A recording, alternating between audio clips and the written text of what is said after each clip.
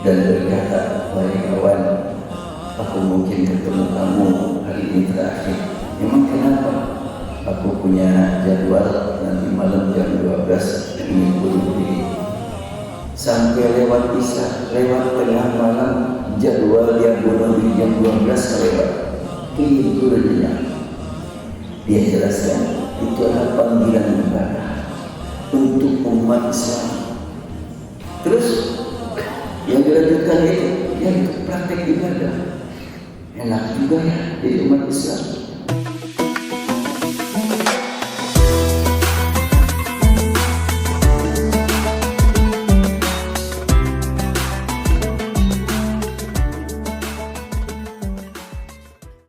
Assalamualaikum warahmatullahi wabarakatuh. Maksudnya Allah Subhanahu wa Ta'ala yang memberikan nikmat kesehatan dalam diri kita, kesehatan yang Allah pelihara untuk orang yang beriman, meliputi kesehatan jasmani dan rohani. Alhamdulillah, dengan kesehatan rohani kita dapat menikmati ruku bersama, sujud bersama, berdoa bersama dengan surat yang sama, yaitu surah Al-Fatihah. Surah Al-Fatihah adalah merupakan doa sebagaimana hadis menyebutkan Rasulullah bersabda, Allah berfirman, "Qasamtus salat nisfain." Aku bagi salat menjadi dua bagian. Satu bagian untukku dan satu bagian untuk hamba-Ku, dan bagi hamba-Ku apa yang dia minta. Wali abdi masa'al. Idza qala amru alhamdulillahi rabbil alamin qala hamidani abdi. Hamba mengatakan alhamdulillah rabbil alamin, maka Allah berfirman telah memuji kepadaku hamba-Ku. Bila hamba membaca Ar-Rahmanir Rahim, maka Allah berfirman asna alayya abdi, telah menyanjung kepadaku hamba-Ku. Dan bila hamba membaca Malik Yaumiddin, maka Allah berfirman majjadani abdi, telah memuliakan kepadaku hamba-Ku. Dan bila hamba membaca iyyaka na'budu wa iyyaka nasta'in, maka Allah berfirman hadza baini wa baina abdi wa li abdi ma sa'al. Ini batas antara aku dengan hamba-Ku, dan bagi hamba-Ku apa yang dia minta. Sudah dua kali kalimat wa li abdi ma sa'al. Di awal wa li abdi ma sa'al, bagi hamba-Ku apa saja yang dia minta. Di tengah-tengah ada lagi kalimat wa li abdi ma sa'al. Kemudian bila kita membaca ihdinas siratal mustaqim sampai akhir, Allah berfirman hadza li abdi wa li abdi ma sa'al. Ini adalah untuk hamba-Ku, dan bagi hamba-Ku apa yang dia minta. 3 kali berkaitan dengan surah Al-Fatihah. Setiap kali kita membaca, Allah mempersilahkan hamba-hambanya untuk menyampaikan permohonan, dan Allah sediakan apapun yang kita mohon, yang kita perlukan Allah sediakan. Namun ada yang Allah berikan kepada kita saat ini juga, ada yang Allah berikan kepada kita nanti di akhirat, ada yang Allah ganti dengan penghapusan dosa dan kesalahan. Itu sabda Rasulullah SAW. Kesehatan menurut Al-Quran tentunya meliputi kesehatan jasmani dan rohani. Banyak orang yang penuh perhatian kepada kesehatan jasmani, seberapa pun dana yang diperlukan untuk menjaga kesehatan jasmani tidak merasa berat untuk mengeluarkannya. Namun pada saat yang sama, banyak orang yang lupakan pentingnya kesehatan rohani. Bahkan sering didengar di beberapa negara yang tidak mengenal agama, apalagi Islam, bunuh diri sudah menjadi berita yang tidak lagi menarik perhatian karena sudah terbiasa. Salah seorang hamba Allah dari Indonesia, seorang muslim, sedang berada di negara yang sudah terbiasa di situ masyarakat yang bunuh diri, didatangi oleh penduduk asli dan berkata, "Wahai kawan, aku mungkin ketemu kamu hari ini terakhir. Memang kenapa? Aku punya jadwal nanti malam jam 12 ingin bunuh diri." "Terus kamu mau apa?" "Ya, sekarang mau jalan-jalan dulu sama kamu." "Baik, kalau gitu ya kita jalan-jalan ke masjid. Masjid Fathul Ummah, di situ juga ada Masjid Fathul Ummah." masjid yang lain, dibawa ke masjid. Menjelang maghrib terdengar adzan dikumandangkan oleh seorang muadzin yang suaranya bagus. Maka orang tersebut yang muslim siap-siap mau sholat, yang tidak muslim nongkrong di masjid dan mendengar adzan, dia langsung merasa ngantuk dan tertidurlah di masjid. Sampai lewat isya, lewat tengah malam, jadwal dia bunuh diri jam 12 lewat, tidur dia. Sampai tiba waktu subuh, dia baru terbangun, dan setelah itu dia tercengang, lagi-lagi mendengarkan suara yang indah dari imam masjid. Maka dia selesai sholat, ditemui oleh kawannya dan kita, "Bang, maaf ya, saya tadi malam lihat kamu begitu nyenyaknya tidur, enggak saya bangunin pada jadwal kamu mau bunuh diri tadi jam 12." Akhirnya dia, "Oh iya, terima kasih kau bawa aku ke sini. Aku nggak jadi bunuh diri." Kenapa? Baru kali ini saya bisa tidur semalam penuh. Sekian lama saya nggak bisa nyenyak tidur. Bukan karena nggak ada duit, bukan karena sakit, tapi hidup aku ini nggak berarti, maka ini bunuh diri. Tapi dengan adanya dibawa kamu ke sini, aku merasakan nyenyak tidur. Apaan sih yang aku dengar kemarin itu? Dia jelaskan, itu adalah panggilan ibadah untuk umat Islam. Terus yang dilanjutkan itu, ya itu praktek ibadah. Enak juga ya jadi umat Islam. Udah deh saya mau masuk Islam aja. Akhirnya dia dibimbing untuk masuk Islam. Negaranya tidak asing. Di situ 16 tahun terakhir penduduknya berkurang. Asalnya 128 juta, sekarang menjadi 122 juta. Jadi selama 16 tahun berkurang penduduknya 6 juta. Itulah di Jepang. Dan saya lihat di sini ya, saya tampilkan bukti ini di Jepang tahun 2010 penduduknya 128 juta. Tahun 2026 122 juta. Belum muncul.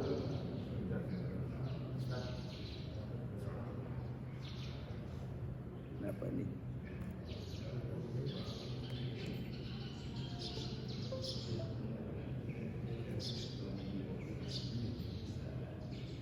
Ya, mudah-mudahan ada.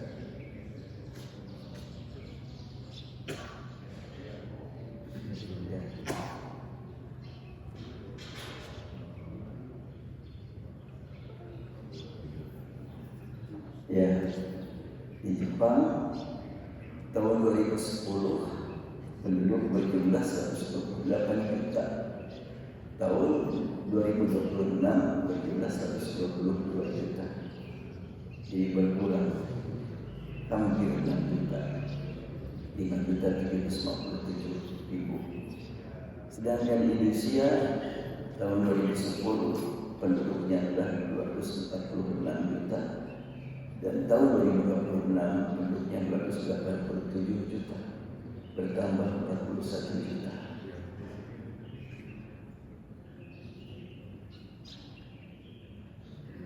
Demikian juga kalau kita lihat di Cina.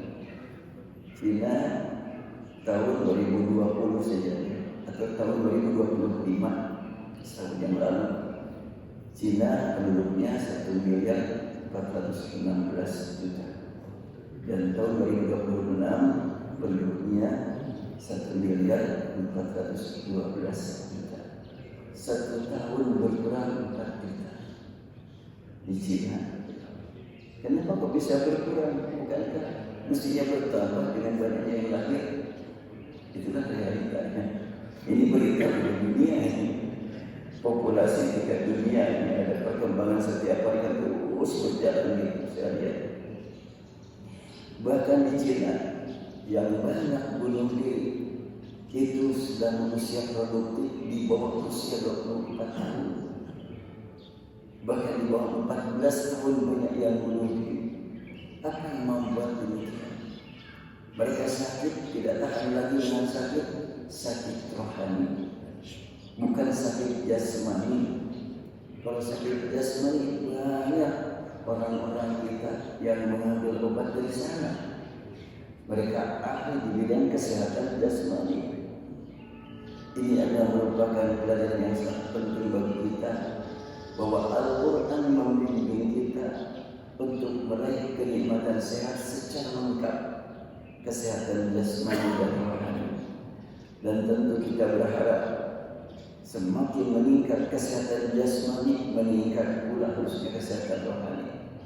Realitanya banyak orang yang kesehatan jasmani menurun, kesehatan rohani kehilangan. Tapi kita alhamdulillah diberi nikmat, usia semakin tua, kesehatan jasmani semakin berkurang, tapi kesehatan rohani diberi peluang untuk meningkat. Semua orang dapat meningkatkan kesehatan rohani. Kalau kesehatan jasmani itu hanya Allah yang memberikan, yang mengatur. Rasulullah SAW saja mengalami sakit. Bahkan sekali waktu Aisyah pegang kepala sambil berkata, "Ya Rasulullah, warasa, aduh Rasul, sakit sekali di kepala ini." Kata Rasul, "Bal ana warasa, aku lebih sakit dari kamu." Rasul sejak urusan jasmani mengalami sakit juga, namun setiap kali Rasulullah mengalami gangguan kesehatan jasmani, kesehatan rohani semakin meningkat. Dan kita harus berjuang mengikuti jejak langkah Rasul. Kesehatan jasmani menurun, kesehatan rohani harus meningkat terus. Manakala kesehatan jasmani berkurang, tidaklah diimbangi dengan meningkatnya kesehatan rohani. Dan sangat berpeluang bagi kita. Kita perhatikan surat Yunus ayat 57. Allah berfirman, "A'udzu billahi minasyaitonir rajim.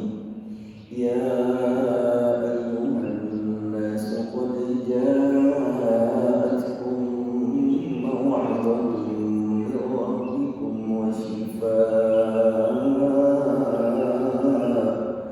shifaa'un lima fis sudur wa hudan wa rahmatun lil mu'minin." Wahai manusia, sungguh telah datang kepadamu maw'izah, nasihat dari Al-Quran, dari Rabbmu, dan syifa'un, penyembuh bagi semua penyakit yang terdapat lima fis sudur, pada dada. Wa hudan, tidak sampai di situ, tapi juga petunjuk bagaimana cara memanfaatkan kesehatan, bagaimana cara menghadapi penyakit. Hudan wa rahmatun, dan Allah sediakan rahmat lil mu'minin, bagi orang-orang yang beriman.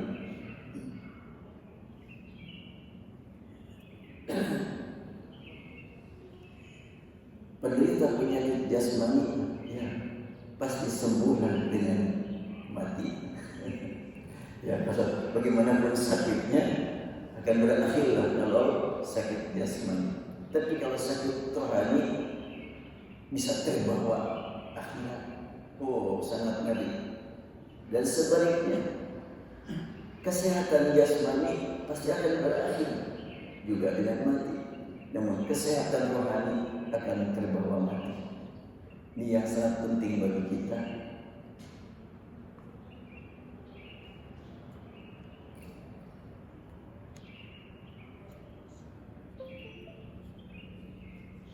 Jangan panik.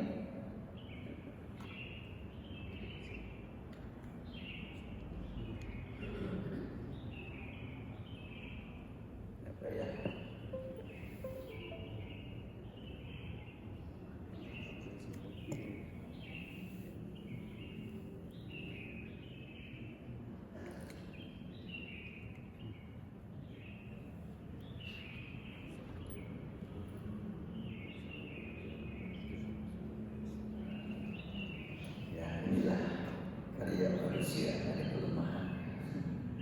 Sudah dibanggakan, tapi ada kelemahannya juga.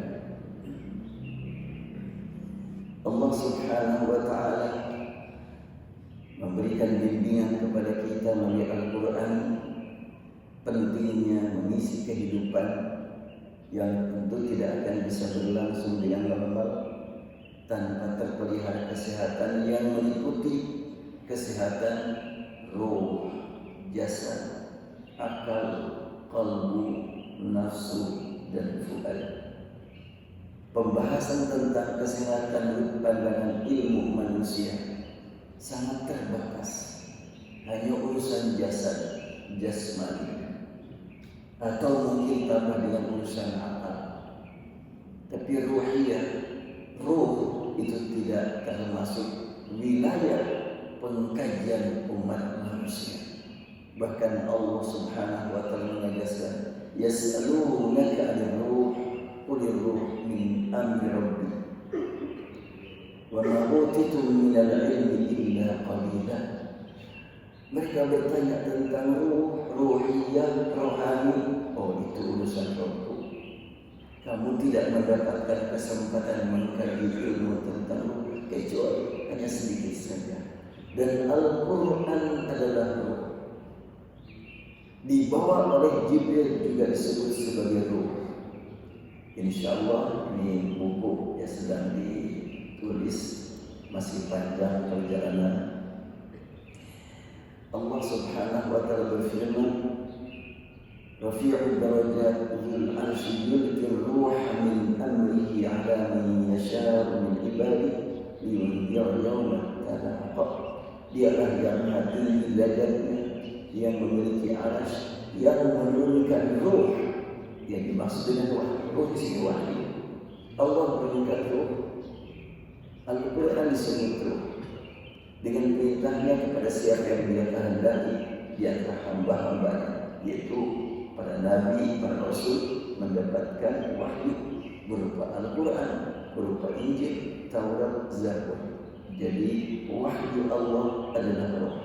Dibawa oleh Jibril, disebutkan dalam Al-Quran, nazala bihi ruhul amin, yang membawa ar-ruhul amin. Ruh juga disebut ruh yang terpercaya. Dan Allah Subhanahu wa taala mengingatkan kita tentang kehidupan ini khusus untuk manusia, diberi bekal utama di atas yang diberikan kepada makhluk lain, yaitu adanya ruh. Ruh ini sering diterjemahkan nyawa. Sekali waktu di Rumah Sakit Al-Islam, saya diminta khusus untuk para dokter ada pengajian rutin. Sebelum saya mengisi, ada seorang ustazah senior, sekarang sudah wafat rahimahullah, menyampaikan informasi, menyampaikan keterangan kepada para dokter bahwa nyawa dimasukkan oleh Allah pada usia janin 4 bulan di dalam kandungan. Dokter kaget. Oh enggak ustazah, kalau nyawa itu sejak sperma sudah ada, sudah hidup. Si ustazah langsung berkata, jangan membantah Rasul. Rasul bicara dengan wahyu. Akhirnya dokter tutup mulut, ya, dengan ini aja dulu.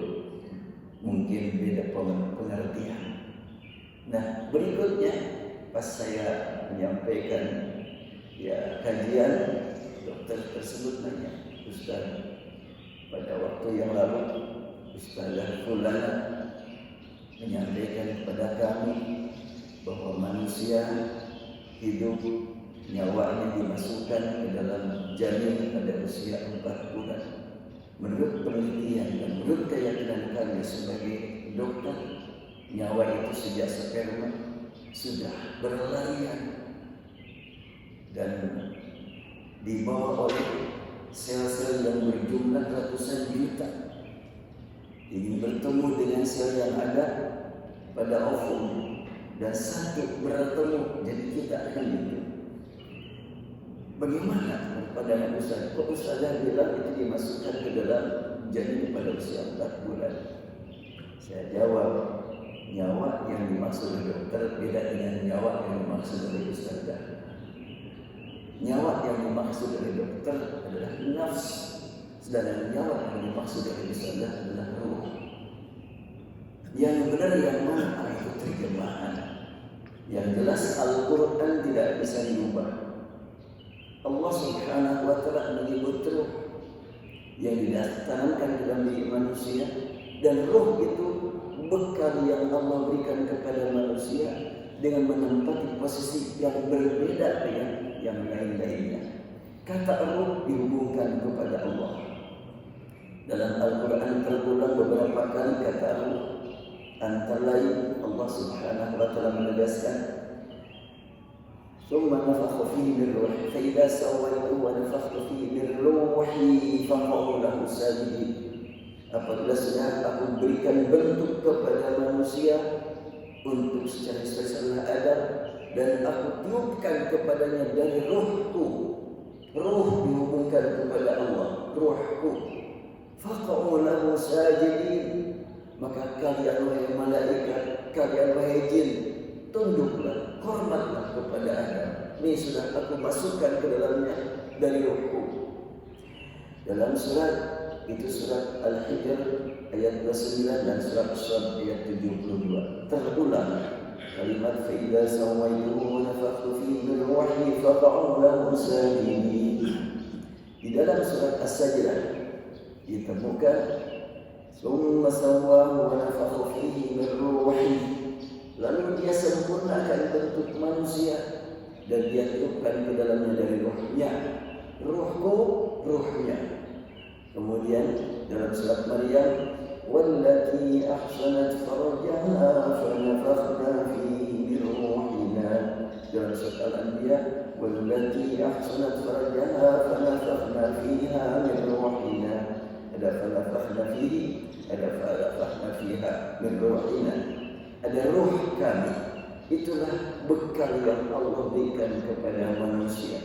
Bila ruh ini berfungsi sebagaimana mestinya, akan sehat lahir dan batin. Bila ruh tidak difungsikan sebagaimana mestinya, walaupun jasad dia sehat, batinnya pasti akan menderita sakit. Dan orang-orang yang memang tidak beragama, ruhnya tidak difungsikan sebagaimana mestinya. Karena ruh ini hubungan dengan Allah. Artinya dengan adanya berfungsi ruh manusia, maka manusia tersebut senantiasa berkomunikasi dengan Allah. Bukti berkomunikasi dengan Allah untuk orang yang hidup zaman sekarang adalah banyak interaksi dengan ruh berupa Al-Quran. Karena Al-Quran adalah ruh, sarana komunikasi dengan Allah Subhanahu wa Ta'ala. Karena di program untuk tanya jawab materinya cukup dulu. Ini adalah mukadimah saja. Barangkali sudah dipersiapkan pertanyaan-pertanyaan dari Bapak dan Ibu. Saya terima informasi dari sini. Untuk hari ini adalah untuk dialog saja. Semangat dipersilakan bagi yang menyampaikan pertanyaan.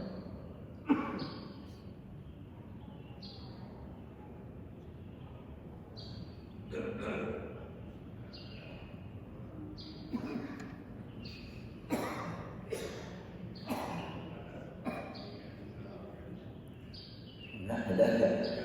Ya, silakan. Pak Ibu dulu.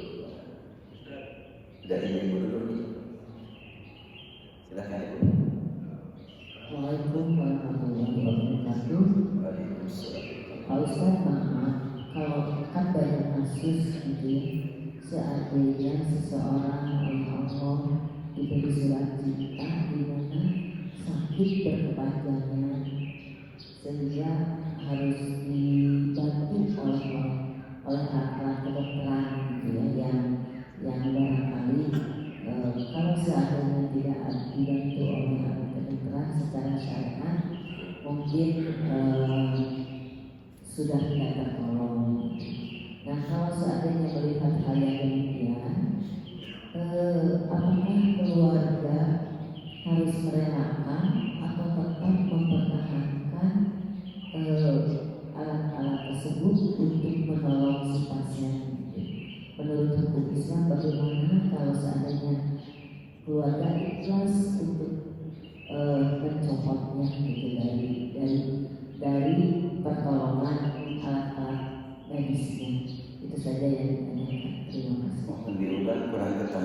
suaranya ini agak bergema. Agak gini ya.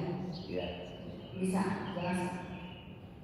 Ya mungkin begitu, agak jauh sedikit. Ya. Ya kalau seandainya ada keluarga ya bersakit berkepanjangan dan sekarang sedang ditolong oleh medis gitu ya di ICU gitu. Nah kalau seandainya secara syariat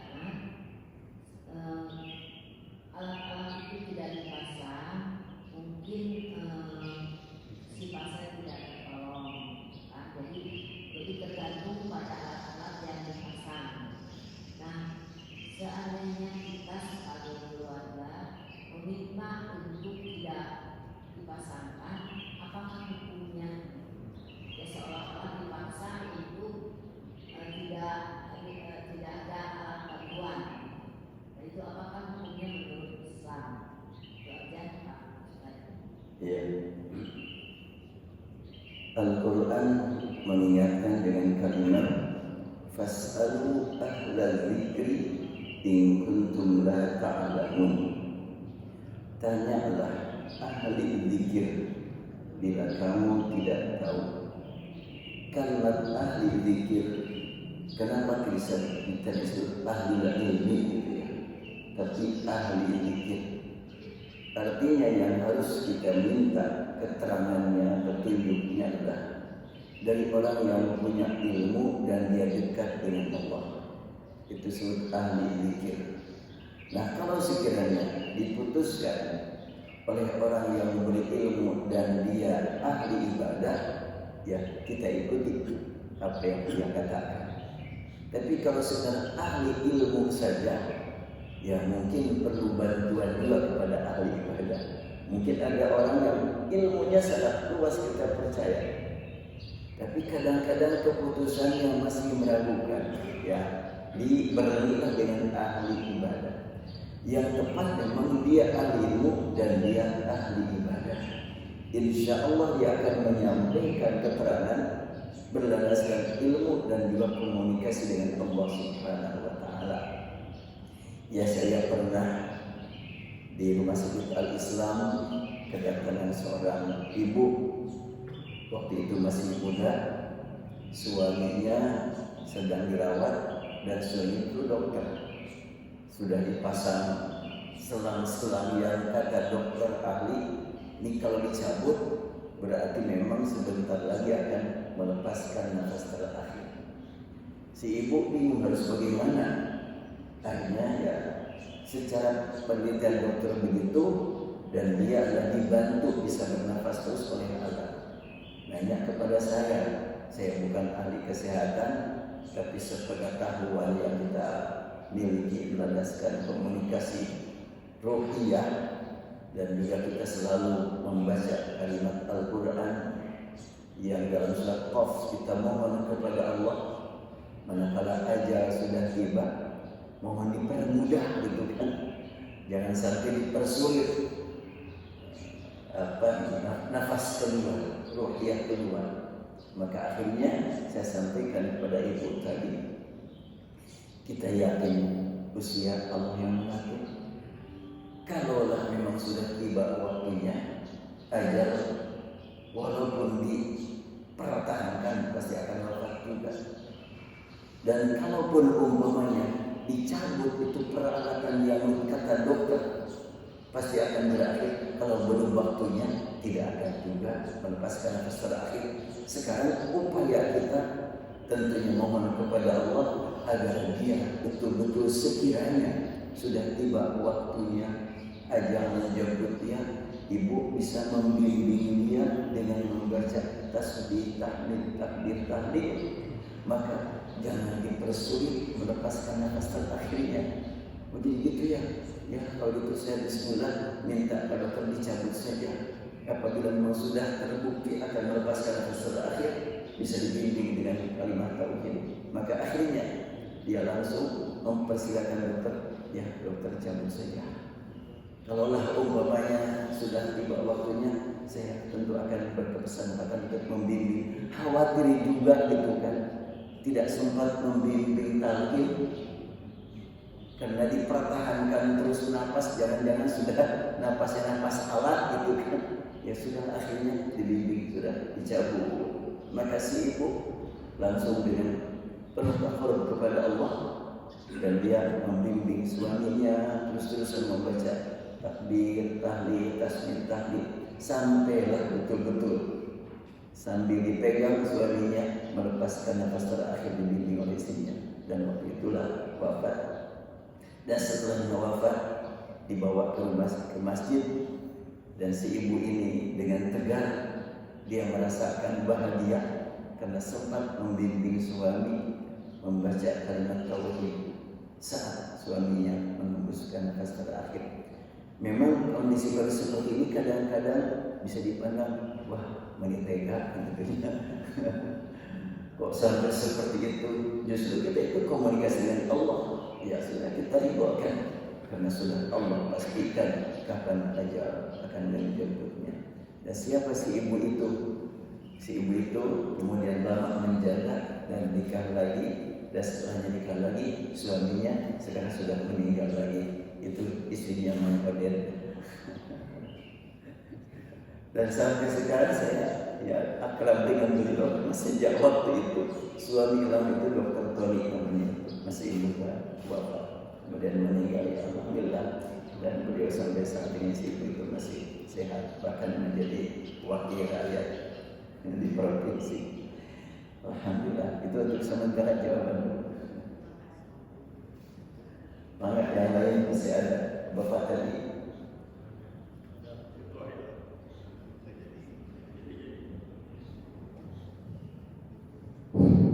Ustaz, kalau masalah tadi Ustaz sampaikan bahwa Quran itu wahyu, dan wahyu itu adalah Quran.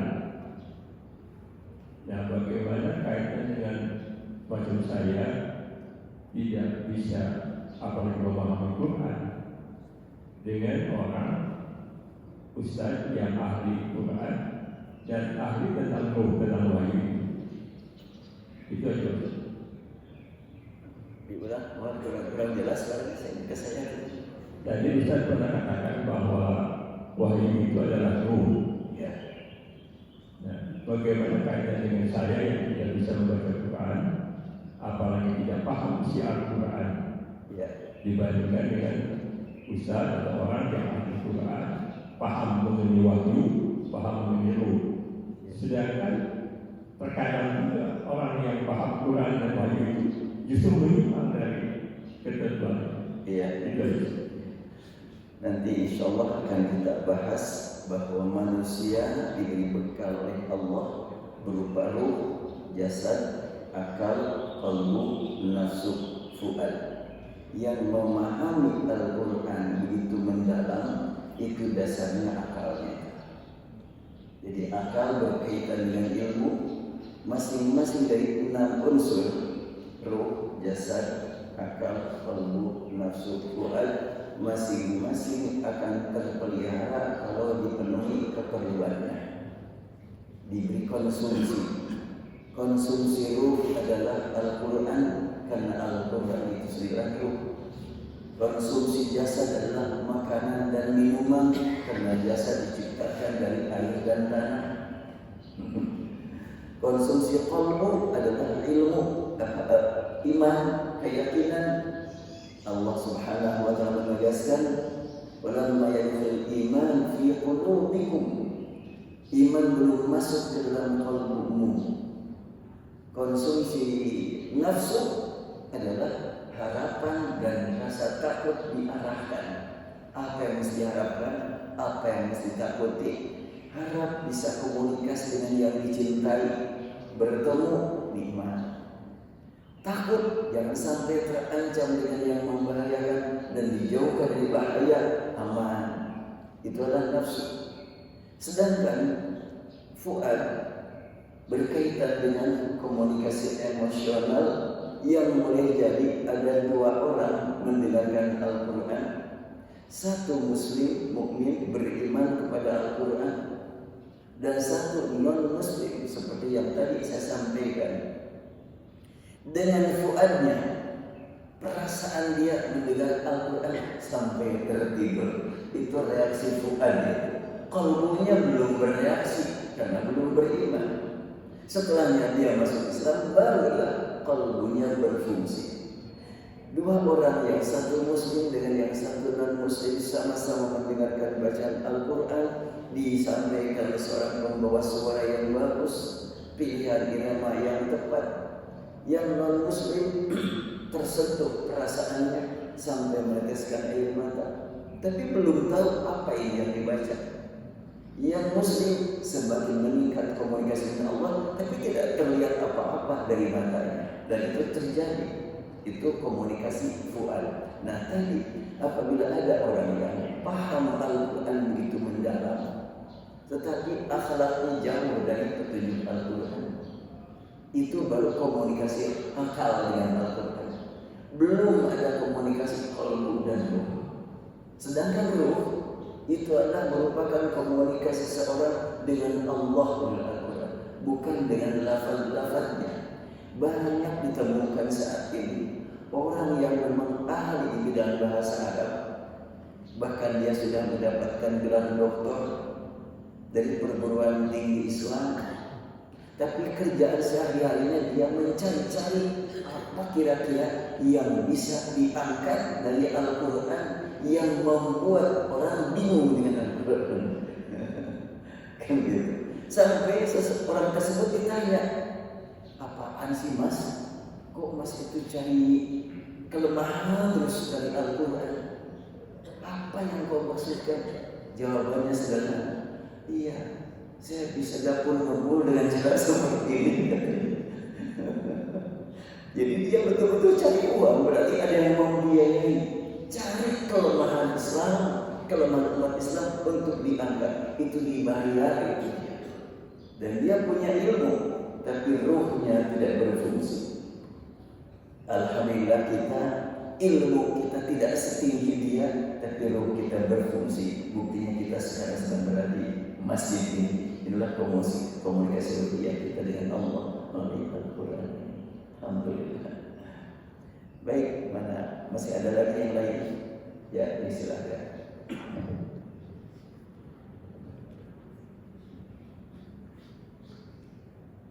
Assalamualaikum Ustaz.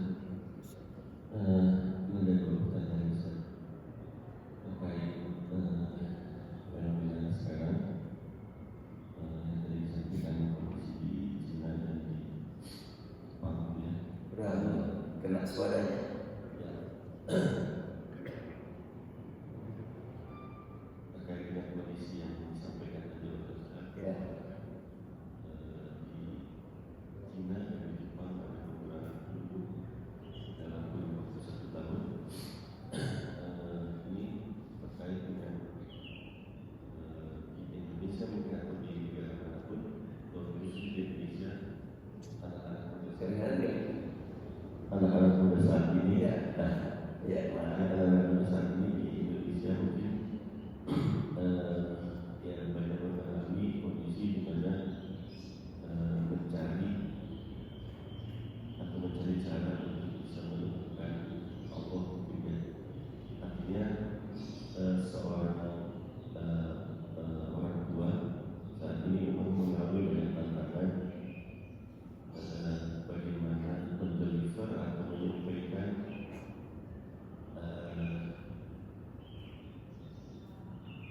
kenapa kita mesti, misalkan kenapa dalam sehari kita mesti sholat misalnya, atau kemudian dalam menghadapi masalah apa yang harus dilakukan oleh anak-anak muda saat ini, dan yang kita sampaikan adalah hal yang sifatnya membuka pemikiran anak muda, walaupun sependek pemahaman saya, kalau namanya akidah, namanya tauhid, itu ada di menjadi otorisasi Allah itu saja. Jadi pertanyaannya, pendekatan apa yang harus dilakukan oleh orang tua secara bertahap di kondisi saat ini?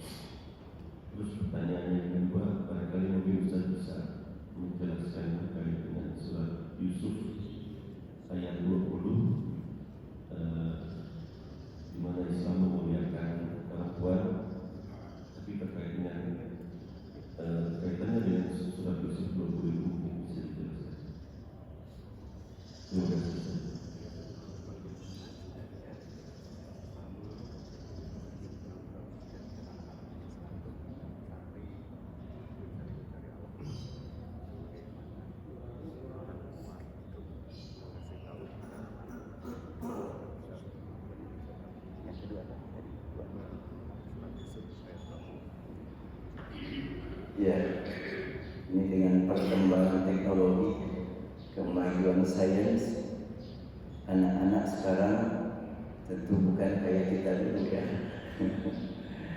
Banyak sekali memang masalah bermunculan sampai jadi tidak jauh nih dari keluarga saya sendiri.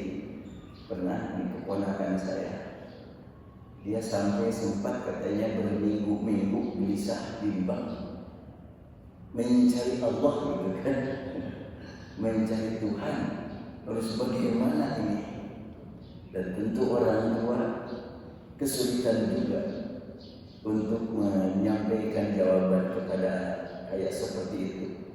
Dan waktu itu orang tuanya sampai dijauhi sekian lama.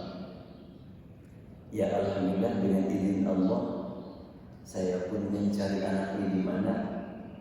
Dan setelahnya diketahui siapa yang memang dikagumi anak ini, hingga saya bertemu dengan orang yang dikaguminya, dan saya langsung berbicara dengan orang yang dikagumi, minta bantuan kepada dia. Dan setelahnya memang minta bantuan kepada dia, dan saya sampaikan beberapa hal yang bisa dikomunikasikan. Maka orang yang dikagumi langsung bawa anak tersebut ke rumah saya. Sebelum ketemu orang tuanya, datang ke rumah saya dan mulailah komunikasi orang tersebut. Dan alhamdulillah dengan adanya melalui orang yang dikagumi, kita sampaikan keinginan orang tuanya kepada dia. Dan alhamdulillah sampai saat ini kembali kepada semula dan akrab lagi. Berarti memang cara-cara sekarang menghadapi anak-anak dicari juga orang yang dikagumi dia gitu. Apapun itu penyebab kekagumannya, ya kita minta bantuan kepadanya. Itu cara mengarahkan anak. Kalau itu yang dimaksud. Nah, kemudian kedua tentang surat Yusuf ayat 20.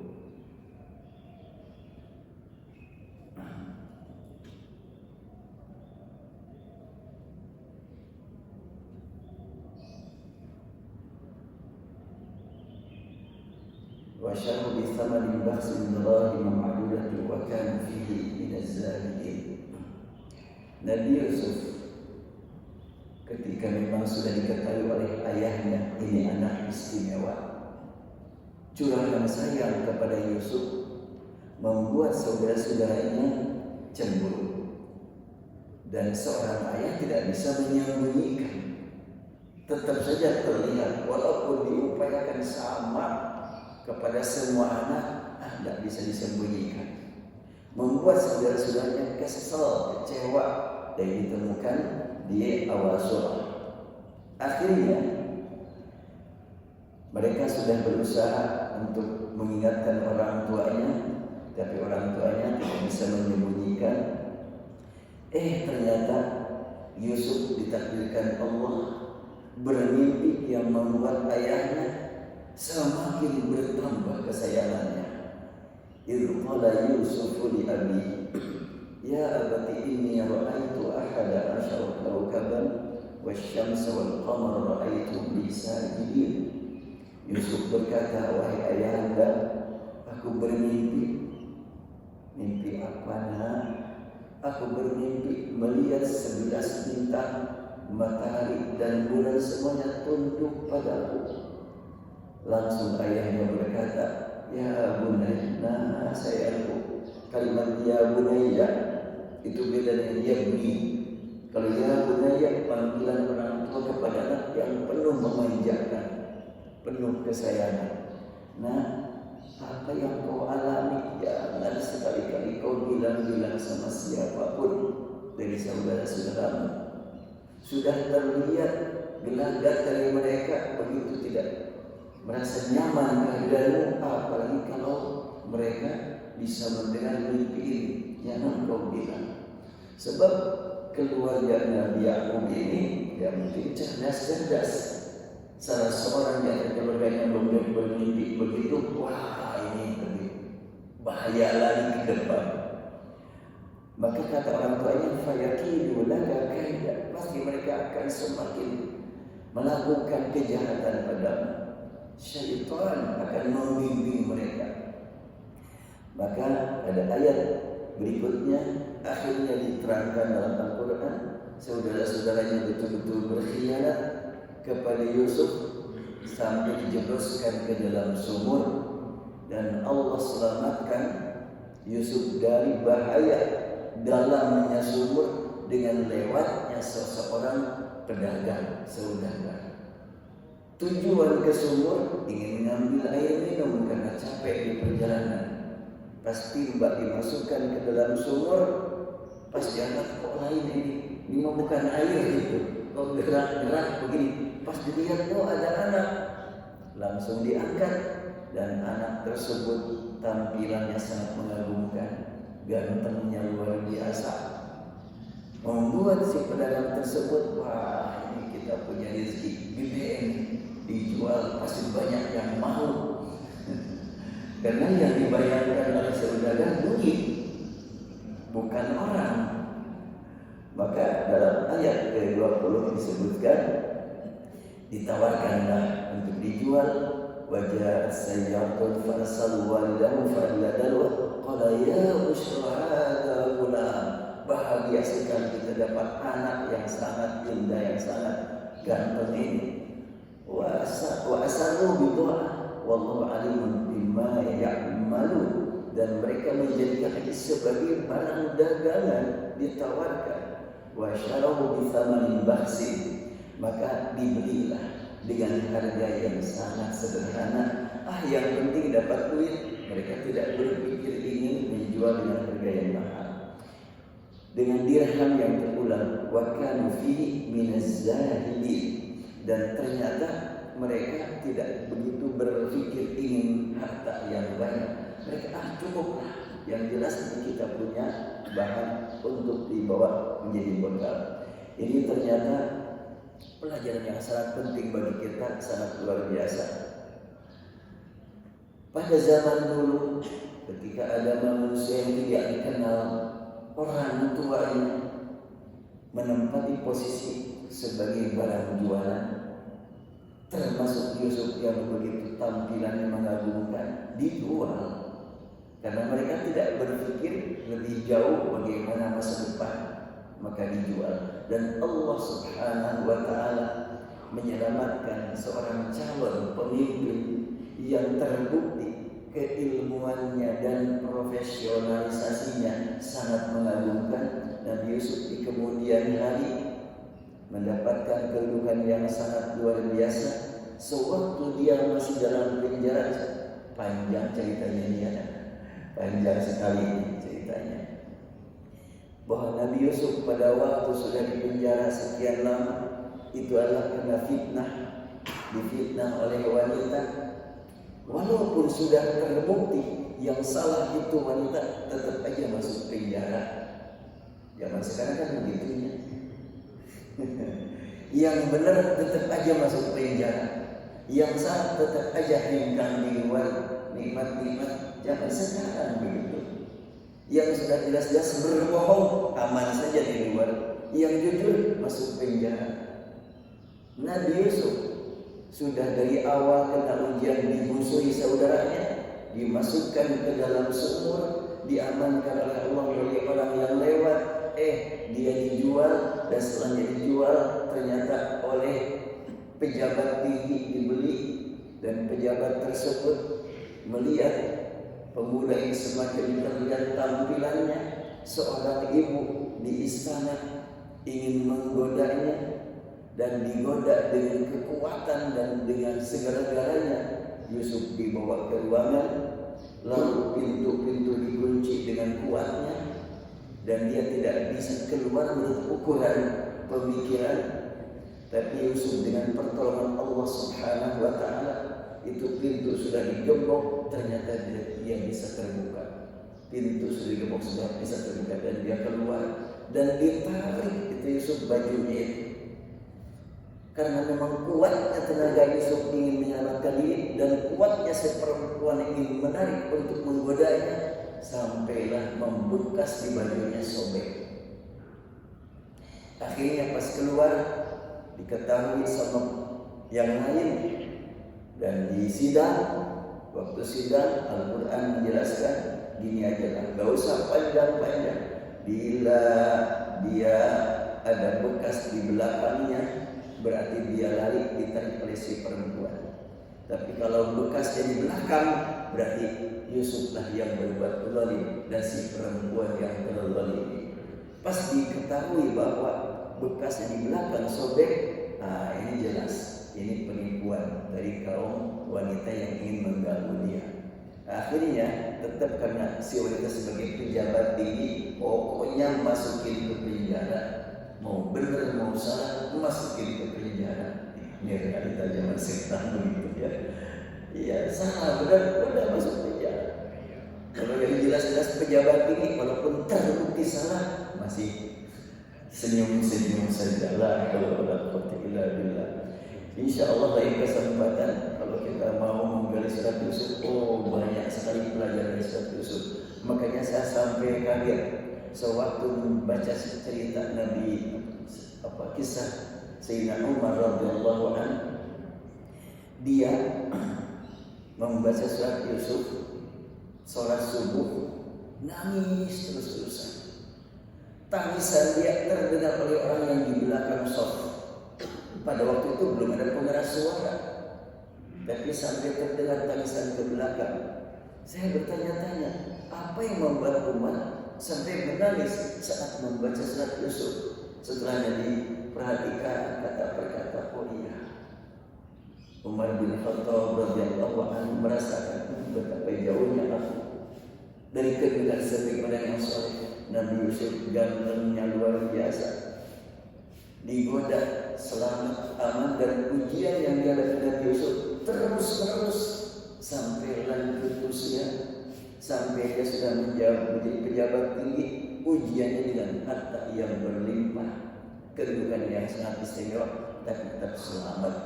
Dan waktu itu Nabi Sayyidina Umar sebagai menjadi pejabat membaca surat Yusuf, merintih kepada Allah, ingin mendapatkan keselamatan dengan sekian banyak. Nah, ini kalimat wasyari thamani baksin mengantarkan kita untuk supaya mempelajari kehidupan Nabi Yusuf ya sampai tuntas. Ya mudah-mudahan nanti waktu yang lain ada kesempatan untuk mengkaji surat Yusuf ini. Wallahu a'lam. Sudah jam 6. Gimana? Dicukupkan saja. Subhanakallahumma wa bihamdika asyhadu an la ilaha illa anta astaghfiruka wa atubu ilaik. اللهم يا رحمن يا رحيم يا عليم يا عليم الغيب والشهادة اللهم اجعل جمعنا هذا جمعا مرحوما واجعل تفرقنا من بعده تفرقا معصوما اللهم أصلح لنا ديننا الذي هو عصمة أمرنا وأصلح لنا دنيانا التي فيها معاشنا اللهم أصلح لنا